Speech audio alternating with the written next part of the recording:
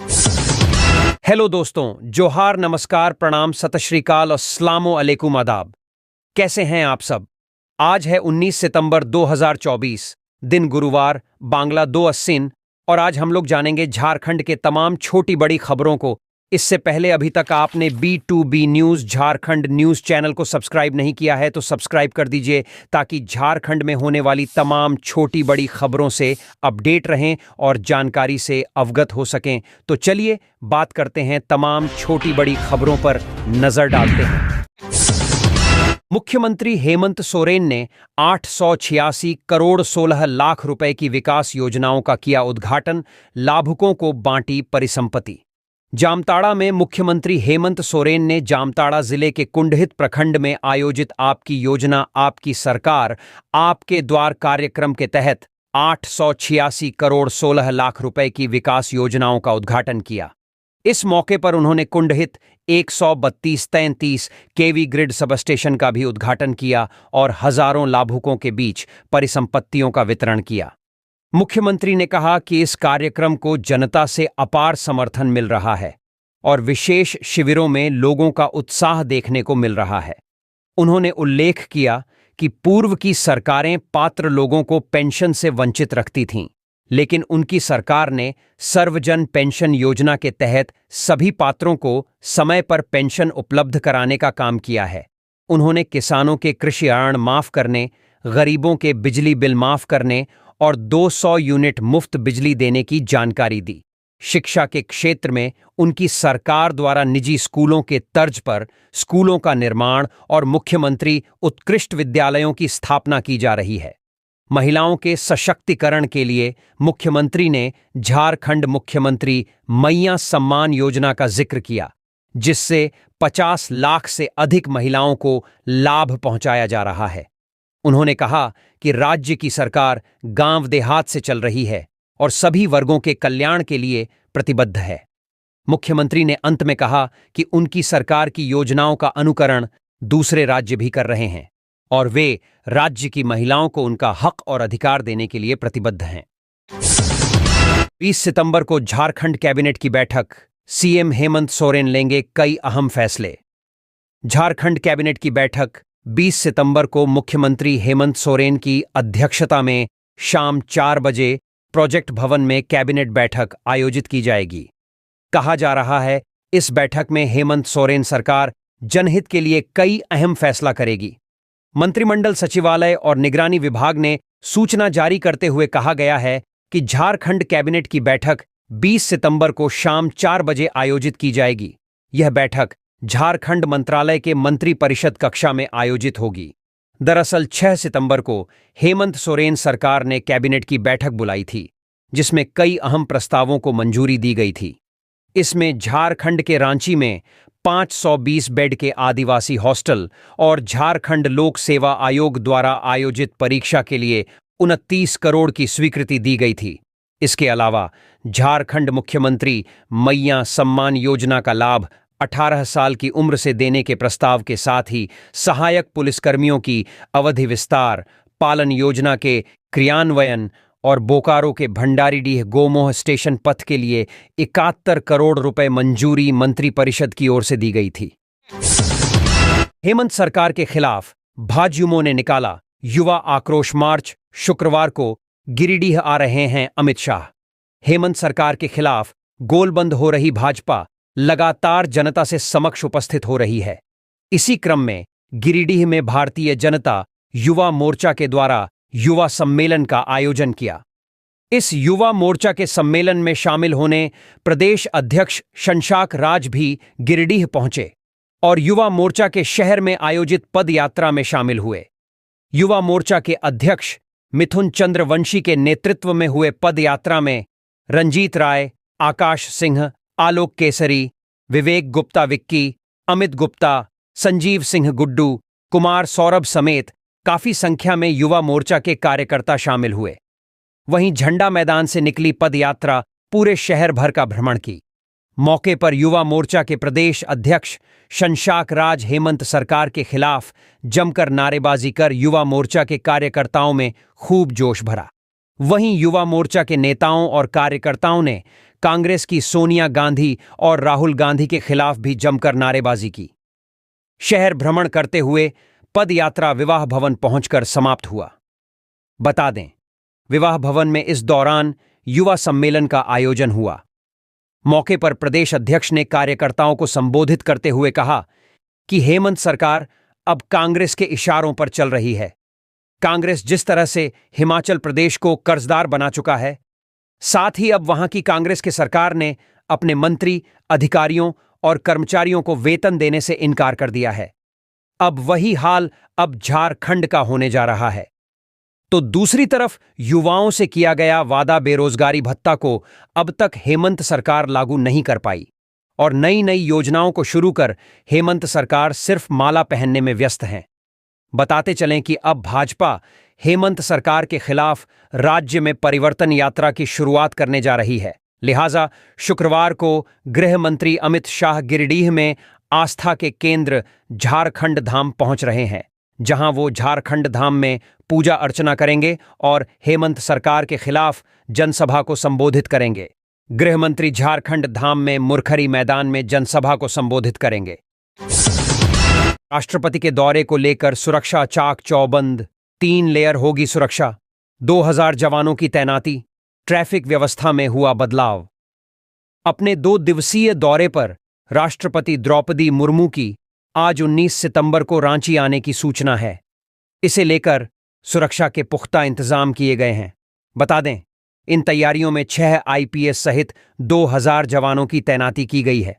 वहीं राष्ट्रपति के कार्यक्रम को लेकर रांची शहर की यातायात व्यवस्था में बदलाव किया गया है। मालूम हो कि आज 19 सितंबर रांची में शाम 5 बजे से रात के 8:30 बजे तक सभी बड़ी छोटी मालवाहक वाहनों, बसों, सवारी वाहनों का प्रवेश और परिचालन वर्जित रहेगा। इस दौरान आकस्मिक सेवा के वाहनों को छूट रहेगी। राष्ट्रपति 20 सितंबर को रांची के नामकुम स्थित Indian council of agriculture research के कार्यक्रम में शामिल होंगी। बताया जा रहा कि राष्ट्रपति का काफिला जिस मार्ग से गुजरेगा, वहां पर 3 लेयर की सुरक्षा रहेगी। राष्ट्रपति की सुरक्षा में 6 आईपीएस के अलावा 10 डीएसपी, 25 इंस्पेक्टर, 20 दारोगा, 2000 से अधिक अतिरिक्त जवानों की तैनाती की गई है। साथ ही सुरक्षा में बम निरोधक दस्ता, जैप, आईआरबी, रैफ और जगुआर की टीम को भी तैनात किया गया। कार्यक्रम स्थल के आसपास अवैध पार्किंग वर्जित रहेगा। वहीं कार्यक्रम स्थल में सिर्फ पास युक्त लोगों को ही प्रवेश करने दिया जाएगा। इस चुनाव 25 सितंबर तक हर जिले से 5 कैंडिडेट का चुनाव करेगी कांग्रेस पार्टी।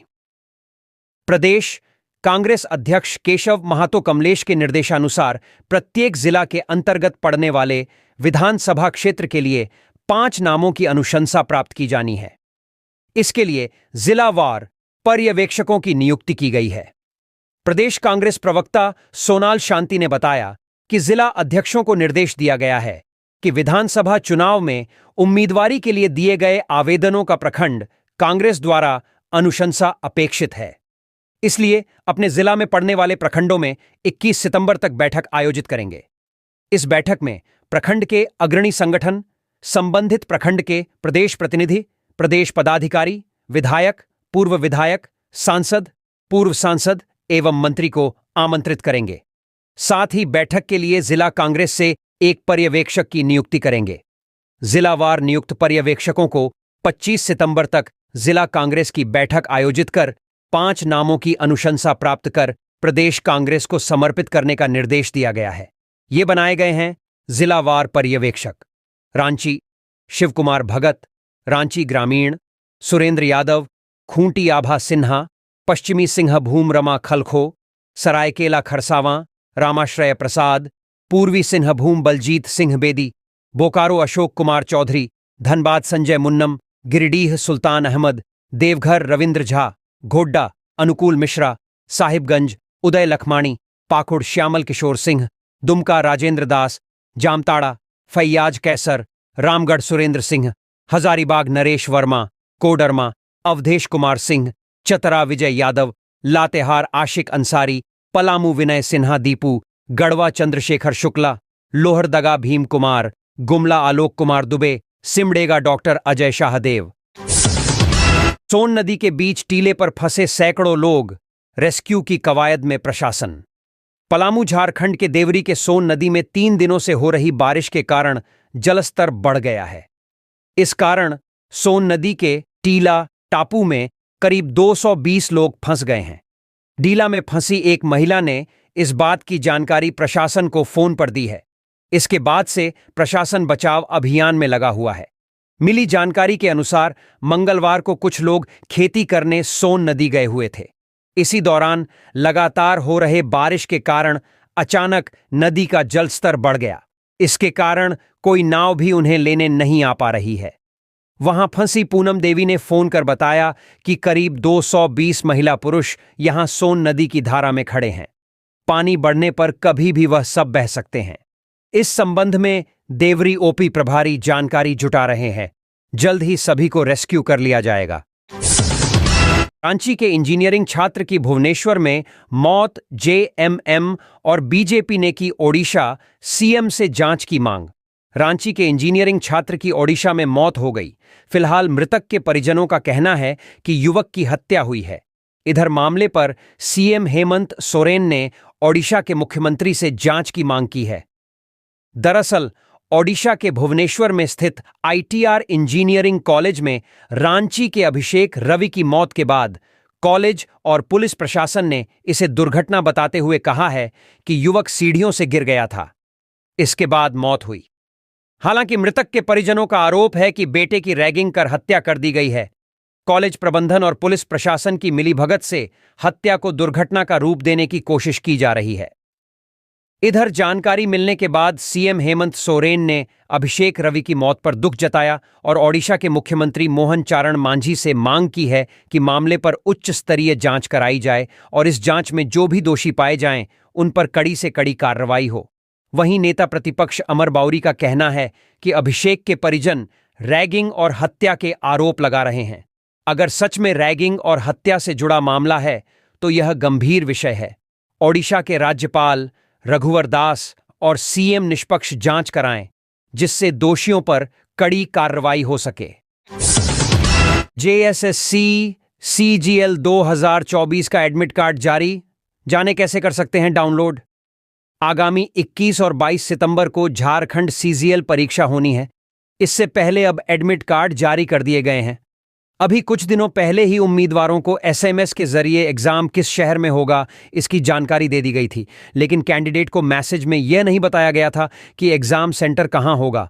अब उम्मीदवार अपने एडमिट कार्ड के माध्यम से अपना सेंटर भी जान पाएंगे। आइए अब जानते हैं एडमिट कार्ड कैसे डाउनलोड होगा। अभ्यर्थी को जेएसएससी सीजीएल 2024 का एडमिट कार्ड डाउनलोड करने के लिए सबसे पहले jssc.nic.in वेबसाइट पर जाएं। इसके बाद एडमिट कार्ड के ऑप्शन पर क्लिक करें।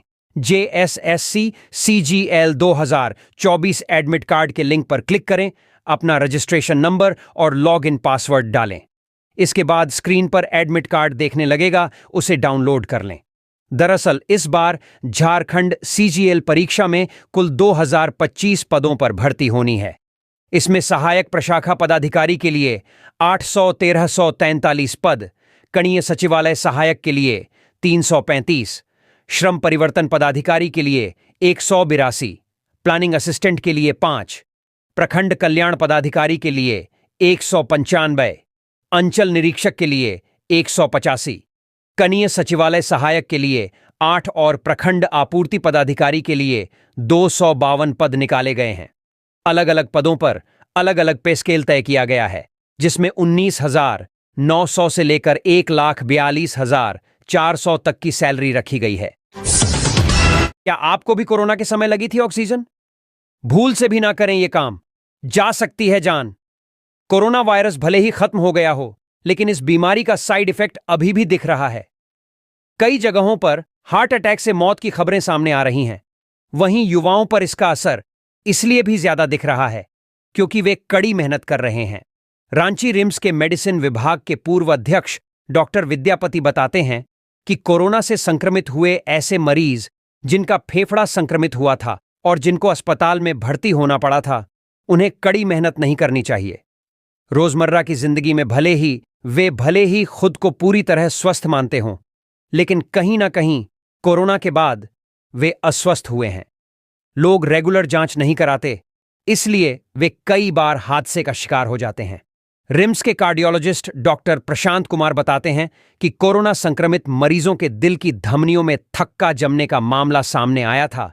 इसके बाद आईसीएमआर ने हार्ट अटैक वाले मरीजों पर रिसर्च की तो पता चला कि कोरोना से गंभीर पीड़ित हुए लोगों को लंबे समय तक खुद का ख्याल रखने की जरूरत है। वे कठिन परिश्रम जैसे दौड़ने, कसरत करने आदि। रिम्स के फेफड़ा रोग विशेषज्ञ डॉक्टर निशीत कुमार बताते हैं कि जिन मरीजों को कोविड के दौरान ऑक्सीजन की जरूरत पड़ी थी, वे जिम और लंबी दौड़ लगाने से पहले दिल और फेफड़ों की जांच जरूर करा लें।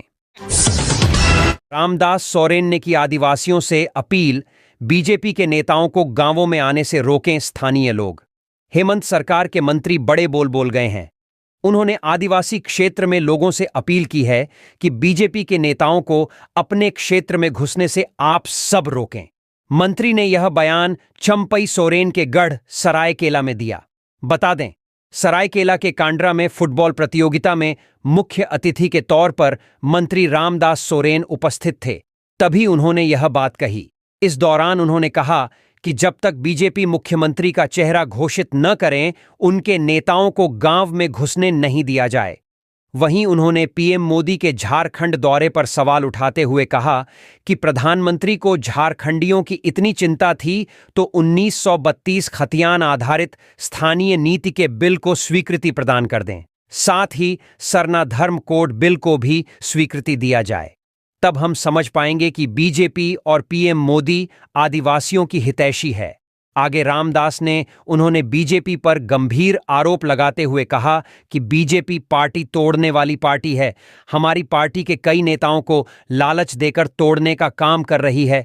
बीजेपी में पहले से ही आधा दर्जन से भी ज्यादा पूर्व मुख्यमंत्री भरे पड़े हैं।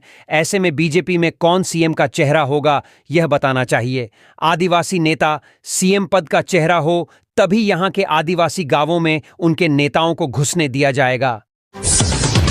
81 विधानसभा क्षेत्रों में बीजेपी का पर्चा बांटो अभियान मिला क्या? पर्चे में बताया गया है कि क्या नहीं मिला। जाने पूरी रिपोर्ट। अभी चुनाव के तिथियों की घोषणा भी नहीं हुई और अभी से बीजेपी ने झारखंड विधानसभा चुनाव को लेकर पूरी ताकत झोंक दी है। बता दें, इसे लेकर झारखंड भाजपा की तरफ से राज्य के 81 विधानसभा क्षेत्रों में पर्चों का वितरण किया जा रहा है। इस पर्चे का शीर्षक है मिला क्या? इसमें बताया जा रहा है कि कैसे पिछले 5 सालों में राज्य के लोगों को कुछ भी नहीं मिला। मालूम हो कि इससे पहले झारखंड भाजपा ने अखबारों में लगातार यही विज्ञापन जारी किया था। इस मुहिम को आगे बढ़ाते हुए अब चौक चौराहों और गांवों में पर्चे बांटे जा रहे हैं। बता दें, झारखंड भाजपा द्वारा जिस पर्चे का वितरण किया जा रहा है, उसमें केंद्र की मोदी सरकार की योजनाओं के बारे में जानकारी दी गई है। साथ ही बताया गया है कि झारखंड में कितने लोगों, कितने परिवारों को केंद्र की योजनाओं का लाभ मिल रहा है। सामाजिक कल्याण, आदिवासी कल्याण, महिला सशक्तिकरण से लेकर युवाओं के लिए चलाई जा रही योजनाओं के बारे में पर्चे में जिक्र किया गया है। साथ ही झारखंड सरकार के उन वायदों को गिनाया गया है जिसे सरकार पूरा नहीं कर सकी है। इसे लेकर सूत्रों से मिली जानकारी के मुताबिक पिछले हफ्ते प्रधानमंत्री नरेंद्र मोदी जमशेदपुर आए थे। वहां उन्होंने वंदे भारत ट्रेन को झंडी दिखाई, साथ ही एक सभा को संबोधित किया। इस सभा में प्रदेश भाजपा के दिग्गज नेताओं से लेकर केंद्रीय मंत्री शिवराज सिंह चौहान और भाजपा के दिग्गज नेता शामिल हुए थे। वहीं मोदी के इस दौरे के बाद भाजपा ने अपने पर्चा बांटो अभियान को तेज कर दिया है। एक साथ राज्य भर में पर्चे बांटे जाने की वजह से इस अभियान को प्रभावशाली माना जा रहा है। साथ ही इसे चुनाव में असर पड़ने की व्यापक संभावना जताई जा रही है। 20 सितंबर को अमित शाह करेंगे बीजेपी की परिवर्तन यात्रा की शुरुआत। ये नेता भी आएंगे झारखंड। केंद्रीय गृह मंत्री अमित शाह 20 सितंबर को भाजपा की परिवर्तन यात्रा की शुरुआत करेंगे। इस दौरान कई बड़े नेता भी कार्यक्रम में शिरकत करेंगे। दरअसल परिवर्तन यात्रा 20 सितंबर से शुरू होकर 3 अक्टूबर तक चलेगी। इस दौरान ये 200 से ज्यादा प्रखंडों से होकर गुजरेगी। बीजेपी की परिवर्तन यात्रा 5400 किलोमीटर की दूरी तय करेगी। इस दौरान ये राज्य की सभी 81 विधानसभा क्षेत्र से होकर गुजरेगी। कार्यक्रम में पार्टी के कई राष्ट्रीय स्तर के नेता भी शामिल होंगे, जिसमें केंद्रीय सड़क परिवहन मंत्री नितिन गडकरी, पूर्व केंद्रीय मंत्री स्मृति ईरानी, रक्षा मंत्री राजनाथ सिंह, यूपी सीएम योगी आदित्यनाथ और मध्य प्रदेश के मुख्यमंत्री मोहन यादव और ओडिशा के सीएम मोहन चारण मांझी समेत कई नेताओं का नाम शामिल है। कहा जा रहा है कि केंद्रीय मंत्री नितिन गडकरी 22 सितंबर को झारखंड आएंगे, वहीं स्मृति ईरानी 23 सितंबर को, जेपी नड्डा और राजनाथ सिंह 28 सितंबर को राज्य में सभाएं करेंगे।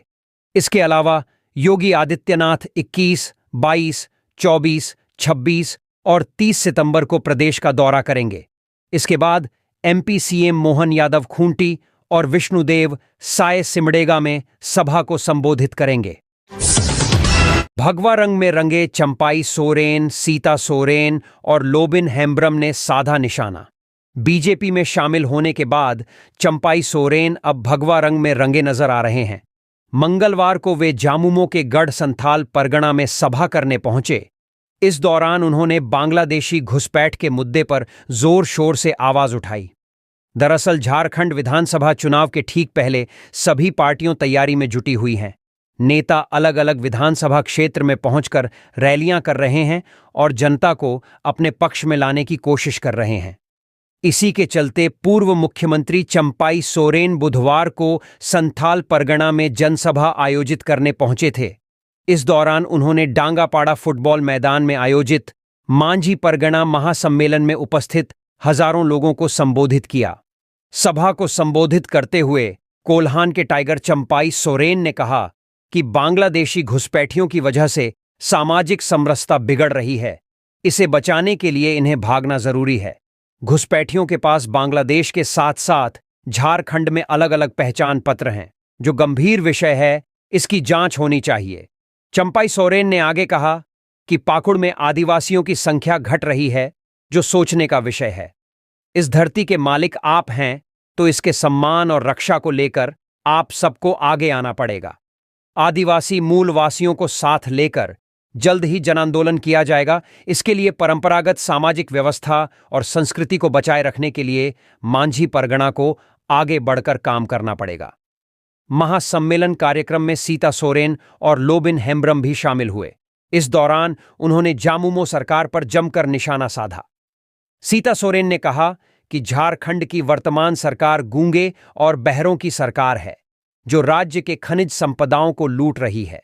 वहीं लोबिन हेम्ब्रम ने कहा कि राज्य सरकार अब तक युवाओं के लिए स्थानीय नीति नहीं ला पाई।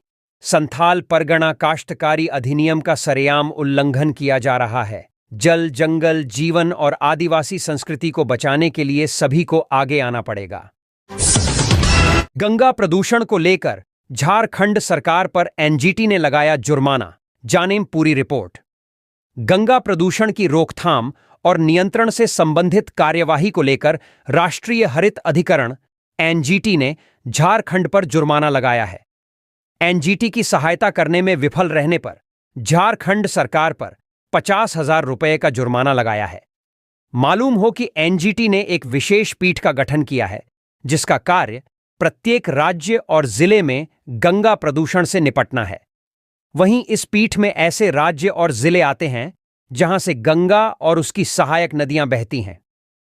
इसे लेकर पिछले साल नवंबर में एनजीटी ने पश्चिम बंगाल, बिहार, झारखंड, उत्तर प्रदेश और उत्तराखंड के मुख्य सचिवों से गंगा प्रदूषण पर विशिष्ट जानकारी मांगी थी।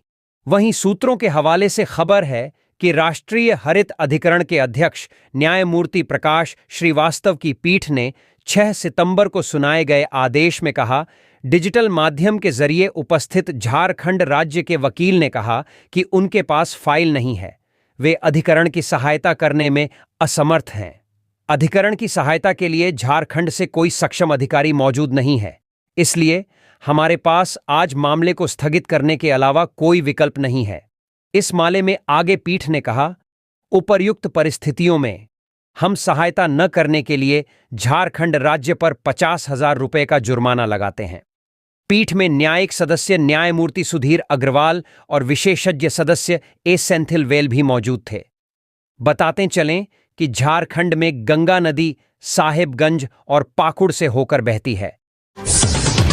एसडीओ ने की ईवीएम मोबाइल प्रदर्शन वैन द्वारा जागरूकता कार्यक्रम का शुभारंभ, मतदाताओं को दी जाएगी जानकारी।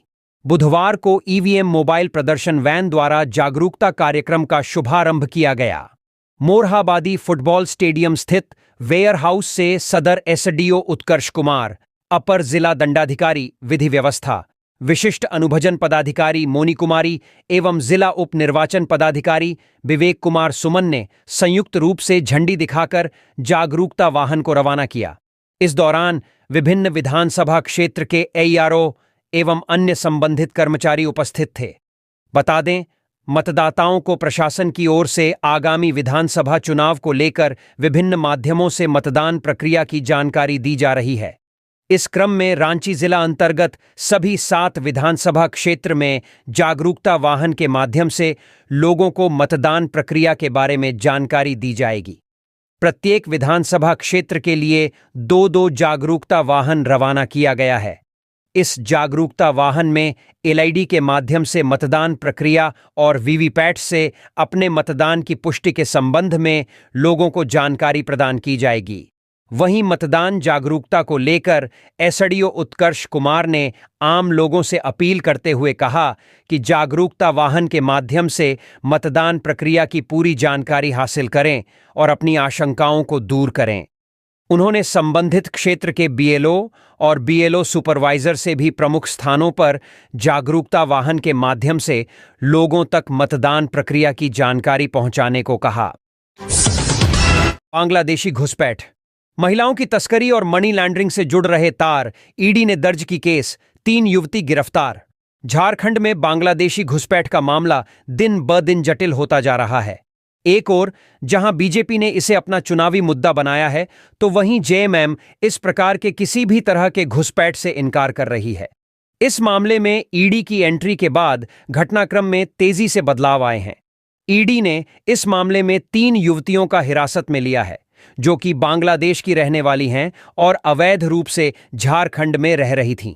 बता दें, बांग्लादेशी घुसपैठ की जांच में अब ईडी भी शामिल हो गई है। ईडी ने रांची के बरियातू थाना में बीते 4 जून को दर्ज प्राथमिकी कांड संख्या 188/2024 को टेक ओवर किया है। साथ ही झारखंड में अवैध तरीके से बांग्लादेशी घुसपैठ और महिलाओं की तस्करी को लेकर ईडी ने मनी लॉन्ड्रिंग का केस दर्ज किया है। दर्ज केस में आरोप लगाया गया है कि इसके जरिए ब्लैक मनी बनाई जा रही है। वहीं हिरासत में ली गई युवतियों ने बताया कि वह बांग्लादेश की रहने वाली है। बांग्लादेश से उसे ब्यूटी सैलून में काम दिलाने के बहाने घुसपैठ कर भारत लाया गया था। युवती ने पुलिस को बताया कि एक दलाल के माध्यम से युवती एक अन्य युवती के साथ घुसपैठ कर भारत लाई गई थी। दोनों को बांग्लादेश से अवैध तरीके से घुसपैठ कर सीमा पार कराकर भारत लाया गया था। वहीं रांची पुलिस के अनुसंधान में यह पता चला है कि निजी एजेंटों की मदद से बांग्लादेशी नागरिकों की अवैध तरीके से भारत में घुसपैठ कराया जा रहा है। फर्जी दस्तावेज के सहारे उन्हें भारत की नागरिकता दिलाई जाती है।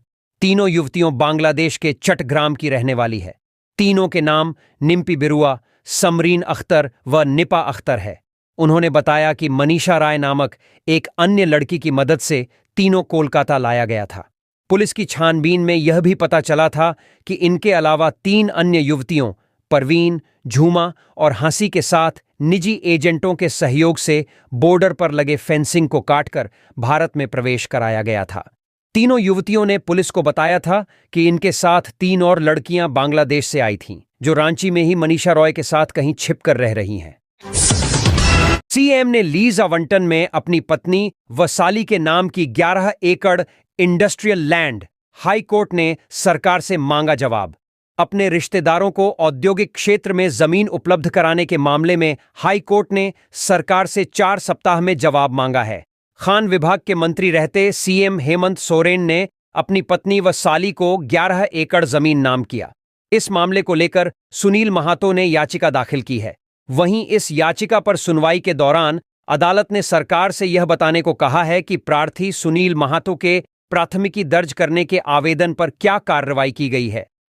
प्रार्थी ने एसीबी में हेमंत सोरेन पर नियमों का उल्लंघन करने का आरोप लगाते हुए प्राथमिकी दर्ज करने के लिए आवेदन दिया है।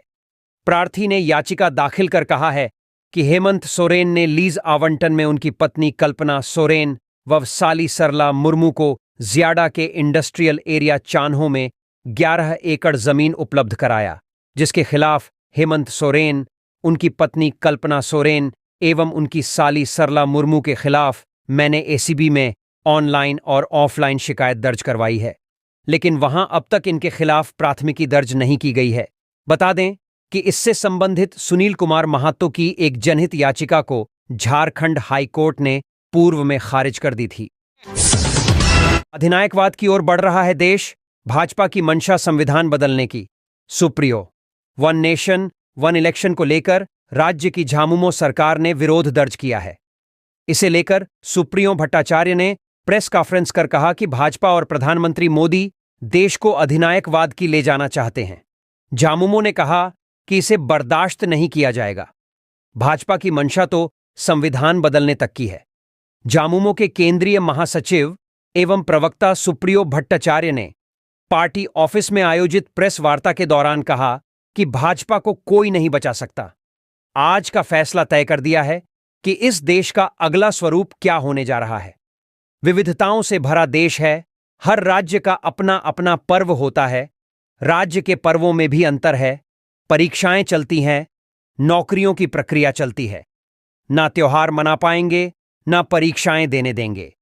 यह किसने कह दिया कि एक साथ वोटिंग होता तो प्रतिशत बढ़ जाएगा। राज्य की आकांक्षाएं और मुद्दे अलग, सोच अलग होती है, केंद्र के मुद्दे अलग होती है, दोनों को एक साथ नहीं मिला सकते। विधानसभा चुनाव में इसका जवाब देंगे। जिस आग को लेकर भाजपा चल रही है वह आग उन्हीं को जलाकर राख करेगी।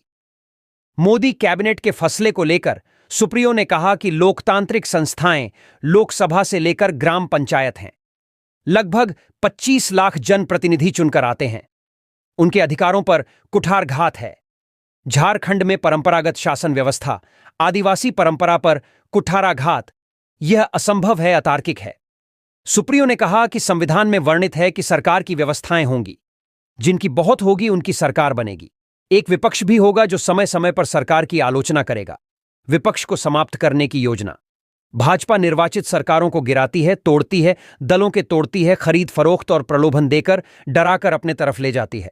आरएसएस मनुवादी, एकात्म मानववाद, ये गांधी के देश को बर्बाद करने पर तुले हैं।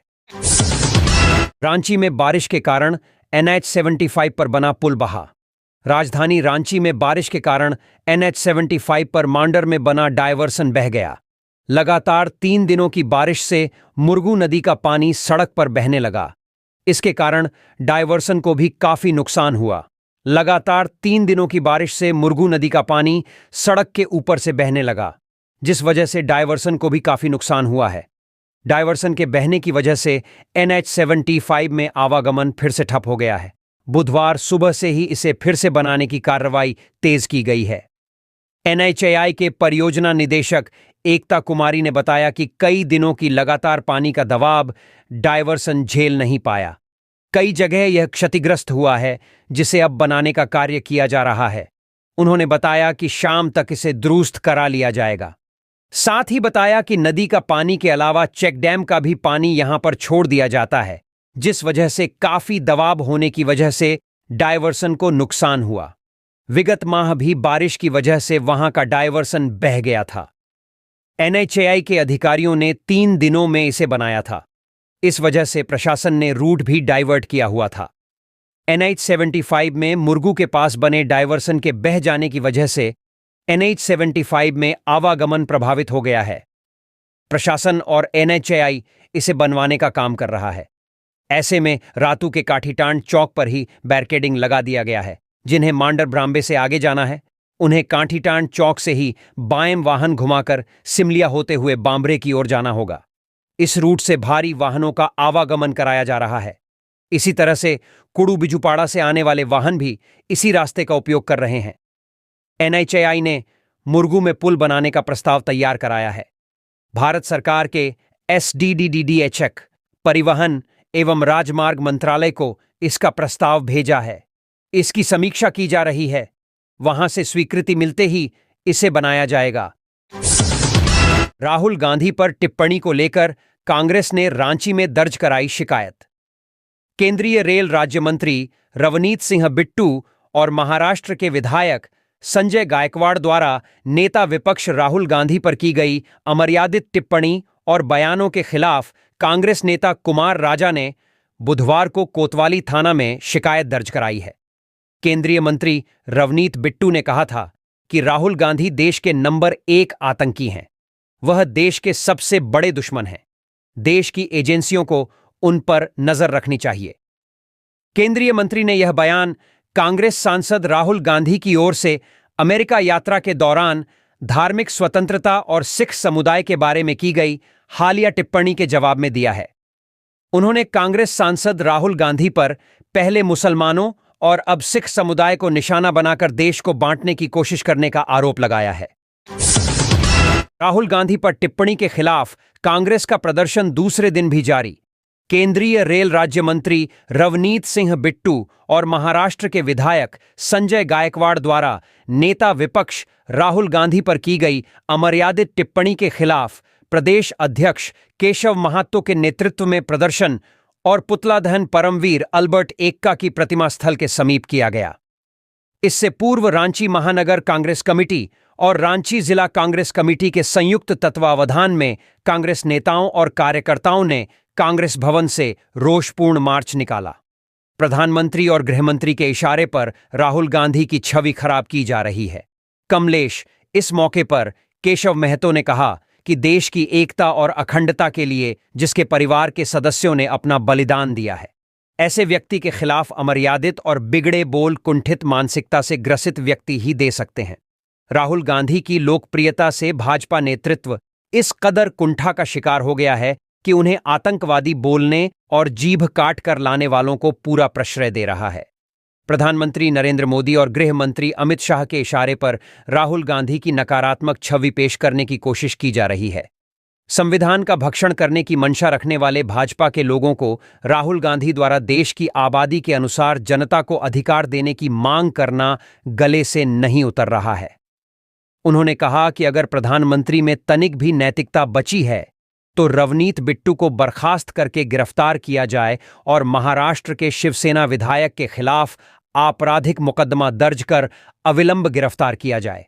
देश में तानाशाही चरम पर। रामेश्वर उरांव कांग्रेस विधायक दल के नेता डॉक्टर रामेश्वर उरांव ने कहा कि राहुल के खिलाफ अपमानजनक टिप्पणी और धमकी देने से यह साबित हो गया कि तानाशाही इस देश में चरम पर है और जनता के हक की आवाज उठाना गुनाह है।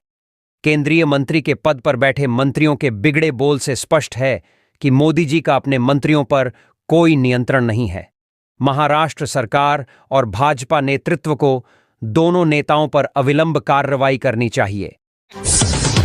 झारखंड बिजली वितरण निगम जेबीवीएनएल ने बिजली बिल माफ करने की प्रक्रिया शुरू कर दी है।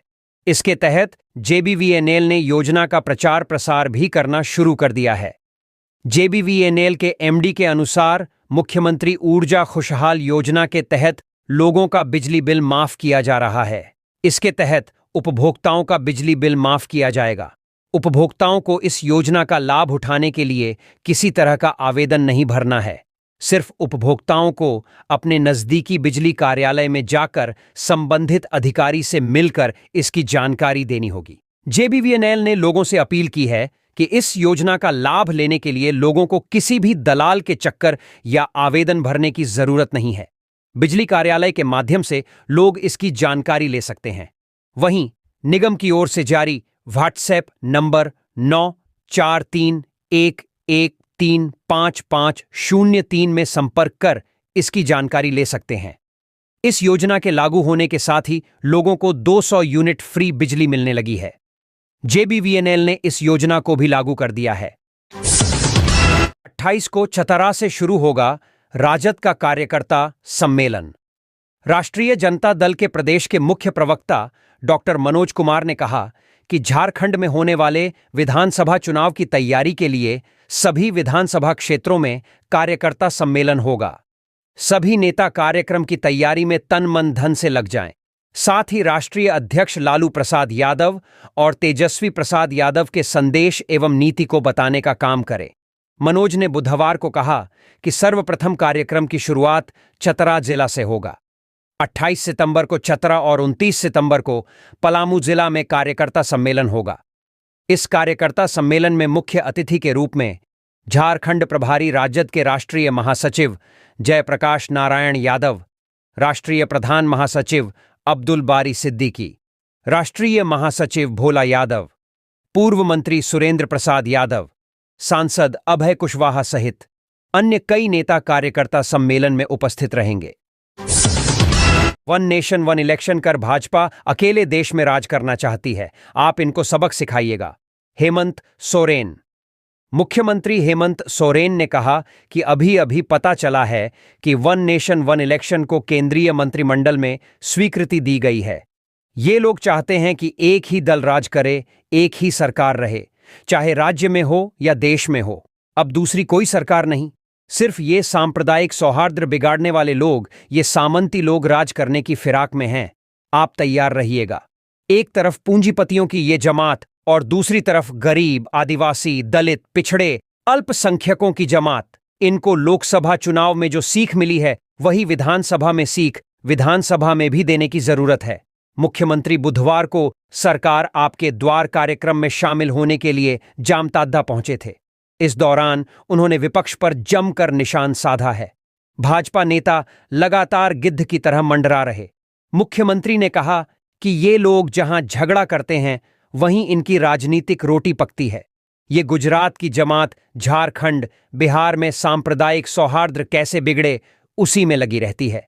इनके पास नेता नहीं है तो अगल बगल के राज्यों से नेता बुलाते हैं। हमारे विरोधी भाजपा के नेता लगातार इस राज्य में गिद्ध की तरह मंडरा रहे हैं। इन लोगों ने रेल बेच दी, स्टेशन बेच दिया, हवाई जहाज बेच दिया, एयरपोर्ट बेच दिया। जो प्लेटफॉर्म टिकट 2 रुपया में मिलता था उसकी कीमत 50 रुपया हो गई। अभी ये लोग सांप्रदायिक दंगा फैलाने में लगे हैं। कल से ये लोग गांव गांव घूमेगा और कहेगा कि हिंदू खतरे में है, हिंदू मुस्लिम करेगा, आदिवासी गैर आदिवासी करेगा और हम लोगों को आपस में लड़वाएगा। ये लोगों में ऐसे जहर बोते हैं जिससे सांप्रदायिक सौहार्द में तनाव फैलता है। अभी 2-3 महीने में चुनाव होने वाला है। ये लोग पूरे देश में सांप्रदायिक तनाव फैलाकर हमेशा प्रयासरत रहते हैं। इस बार लोकसभा चुनाव में भी पूरे देश में सांप्रदायिक तनाव फैला दिया। देश के प्रधानमंत्री लगातार हिंदू मुस्लिम की तुष्टीकरण करते रहे और नतीजा यह हुआ कि पूरे देश की जनता ने भाजपा को 6 इंच छोटा कर दिया। आज ये सरकार बनाने के लिए बैशाखी का सहारा लेते हैं। मील का पत्थर साबित होगी मैया सम्मान योजना। सीएम ने भाषण की शुरुआत करते हुए कहा है कि हम पूरे राज्य का दौरा कर रहे हैं। हम जानना चाहते हैं कि जो हमने वादा किया था कि हमारी सरकार रांची से चलने वाली सरकार नहीं, हमारी सरकार गांव से चलने वाली सरकार है, तो वह गांव से चल रही है कि नहीं। मैया सम्मान योजना इस राज्य की आधी आबादी के लिए ऐसा कदम है जो महिला सशक्तिकरण के लिए मील का पत्थर साबित होने जा रही है। 2019 में हमने सरकार बनाई, उस वक्त कोरोना आ गया, सब कुछ बंद हो गया था। उस समय भी हमने अफरा तफरी का माहौल नहीं बनने दिया।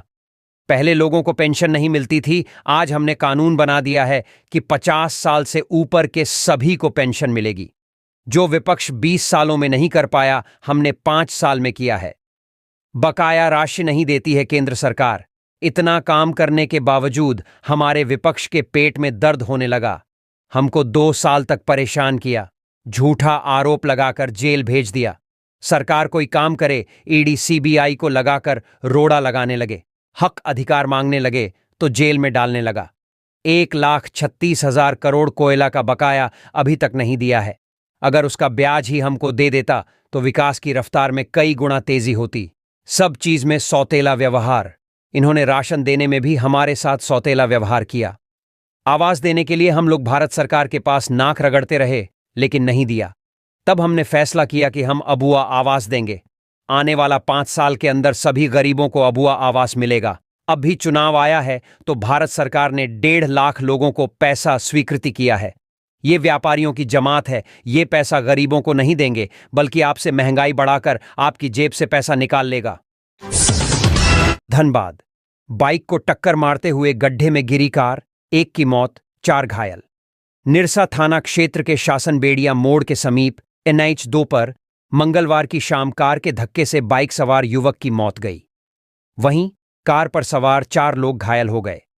प्रत्यक्षदर्शियों के अनुसार JH10N83 सेलड टू नंबर की स्विफ्ट कार तेज गति से धनबाद की ओर जा रही थी।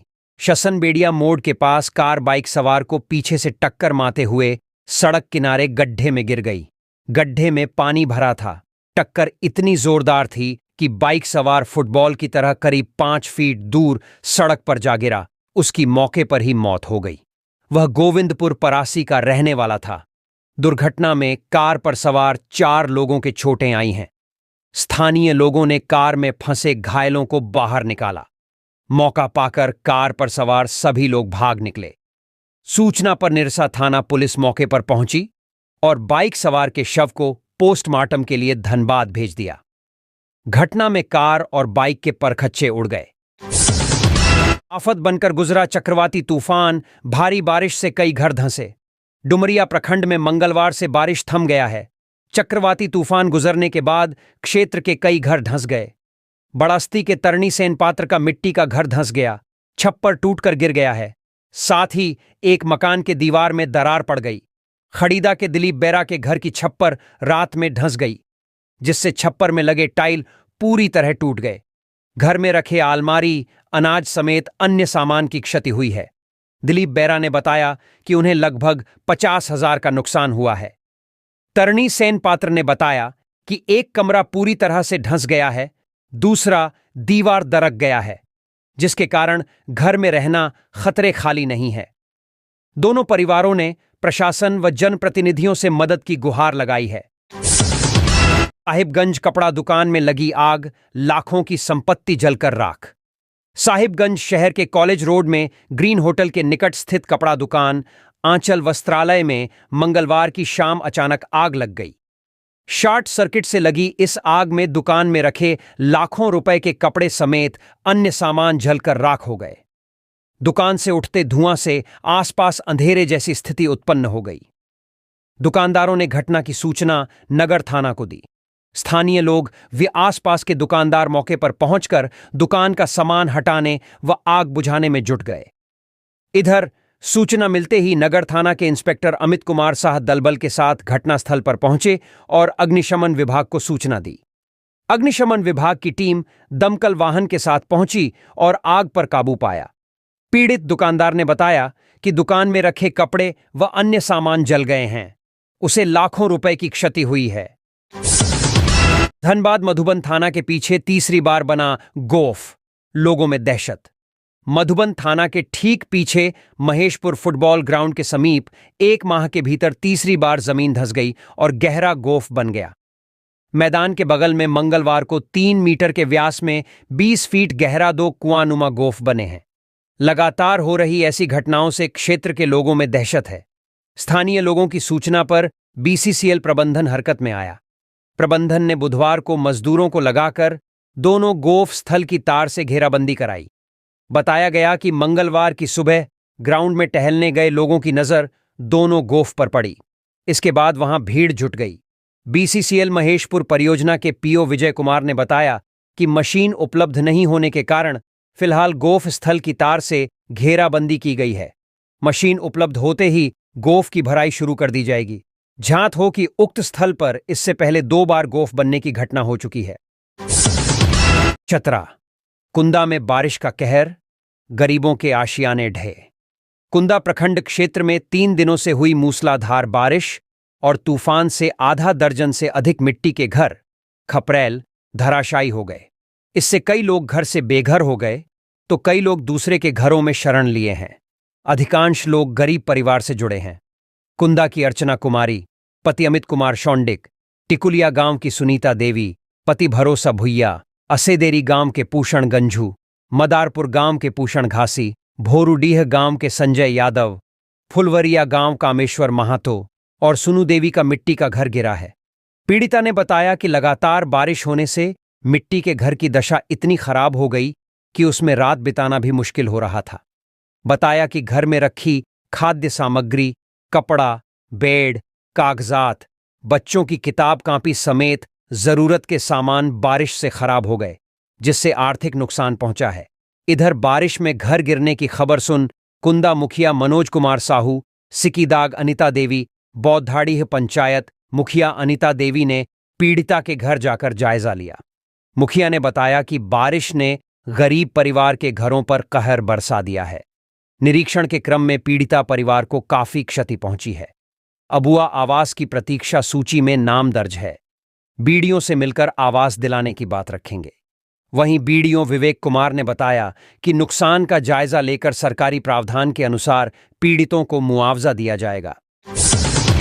धनबाद जिले मैथन डैम के फाटक खोलने से नदी किनारे के घरों में घुसा पानी। लगातार बारिश में मैथन डैम से काफी मात्रा में पानी छोड़े जाने से चिरकुंडा नगर परिषद क्षेत्र के नदी किनारे स्थित कादिर मोहल्ला के कई घरों में नदी का पानी घुस गया है। वहीं चिरकुंडा में नया बराकर सड़क पुल का निर्माण कर रही कंस्ट्रक्शन कंपनी का लाखों रुपए का सामान पानी में डूबकर बर्बाद हो गया। कंपनी के लोगों ने बताया कि अचानक बराकर नदी का प्रवाह इतना तेज हो गया कि नदी के किनारे स्थित कंपनी के प्लांट में पानी घुस गया। क्रेन, सीमेंट लादा ट्रक और बड़ा जनरेटर पानी में डूब गया है। गोदाम में भी रखे सीमेंट, डीजल व अन्य सामान बर्बाद हो रहे हैं।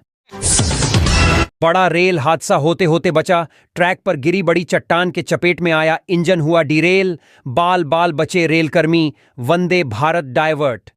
सोमवार की रात राज्य में एक बड़ा रेल हादसा होते होते टला है। आधी रात के अंधेरे में एक बड़ी चट्टान रेल लाइन पर जा गिरी। इस प्रकार चट्टान के ट्रैक पर आ गिरने से रेल इंजन चट्टान की चपेट में आ गया। वहीं बताया जा रहा कि इस हादसे में रेल इंजन में सवार अधिकारी और रेलकर्मी बाल बाल बचे हैं। सूचना के अनुसार यह चट्टान सिद्धवार हेहल रेलखंड के बीच रेल लाइन पर गिरी थी। यह घटना सोमवार रात करीब 2 बजे की है। वहीं इस प्रकार रेल लाइन पर चट्टान गिरने के चलते वंदे भारत और इंटरसिटी एक्सप्रेस को डायवर्ट करना पड़ा। इधर हादसे की जानकारी मिलते ही रेलकर्मी मलबा हटाने में जुट गए।